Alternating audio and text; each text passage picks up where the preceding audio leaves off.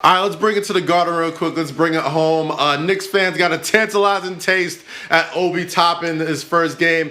Not so much the second game, but you see the potential. We've seen a lot of good things over there. What are your thoughts on Obi, and what are the expectations for him in this rookie season? That's future Hall of Famer Obi Toppin to you, Kaz. He definitely showed some flashes. Look, I was really somewhat surprised that Knicks Twitter and a bunch of social media folks are really down on the Knicks pick of Toppin right after the draft. Yes, he does have some deficiencies.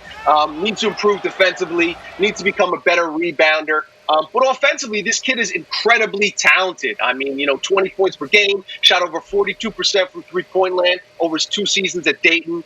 Can put the ball on the floor, take it to the basket. Really a premier, and has a skill set that translates very well to the NBA because he can stretch out the floor. We saw him knock down, like a 24-foot three-pointer yesterday. Good form, good stroke, good free throw shooter. So there's a lot to get excited about. And I think from a defensive perspective, yes, the concerns are certainly legitimate, but also important to note that if Tom Thibodeau signed off on the Knicks drafting Toppin, you have to assume that he at least likes what he sees enough on tape where he feels he can convert him at least to a league average defender. And if Toppin can get to, that place defensively, I think his offensive skill set's going to shine. It may take a little bit of time. We'll see what the Knicks do with Julius Randle. But I think, obviously R.J. Barrett played well last night. Obi Toppin, plenty of cap space, some draft picks. So the Knicks will be bad this season. Make no mistake, but the future is bright. Those two things can coexist at the same time.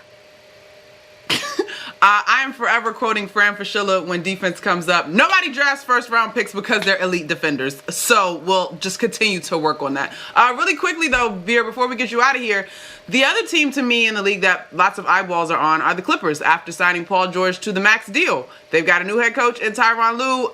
Not such kind things to say about Doc Rivers and his departure. What's the deal there? What do you see for the Clippers?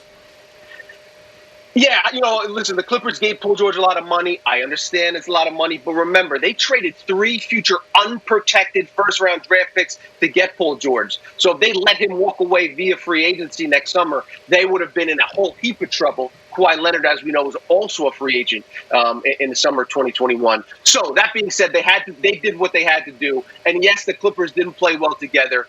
They got some new voices in there, hopefully those guys can get on the same page. Because, again, there was a reason they were considered the favorites heading into last season. When you got Kawhi Leonard and Paul George and Pat Beverly, you got a good supporting cast there. They're as talented as any team in the league when they're all on the same page. So I would not count out the Clippers. I think you're going to see a good bounce back here from Paul George, an angry, motivated Kawhi Leonard. And I wouldn't want to play that Clippers team. I'll tell you that much. Well, there's a whole lot. There's a whole lot to look forward to for this NBA season, and a whole lot to talk to with your Tommy. But we'll catch you next time. We got to get to a break, and we'll be right back after this to wrap up the show.